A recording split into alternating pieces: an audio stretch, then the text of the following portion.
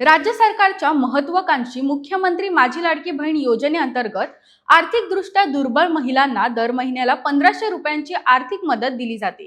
या योजनेचा लाभ खऱ्या पात्र लाभार्थ्यांपर्यंत पारदर्शकपणे पोहोचावा यासाठी ई-केवायसी प्रक्रिया बंधनकारक करण्यात आली होती। मात्र प्रत्यक्षात या ई-केवायसी प्रक्रियेमुळे अनेक महिलांना मोठ्या अडचणींचा सामना करावा लागला, असं चित्र समोर आलं।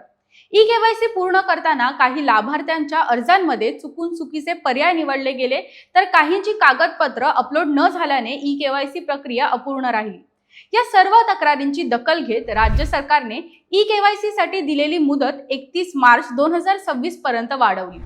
मात्र ही मुदत नव्याने ई-केवायसी करणाऱ्यांसाठी नसून केवळ आधी केलेल्या ई-केवायसी मधील चुका दुरुस्त करण्यासाठी असल्याचे आता स्पष्ट करण्यात आले आहे। संकेतस्थळावर या संदर्भात थेट संदेश देण्यात आला आहे।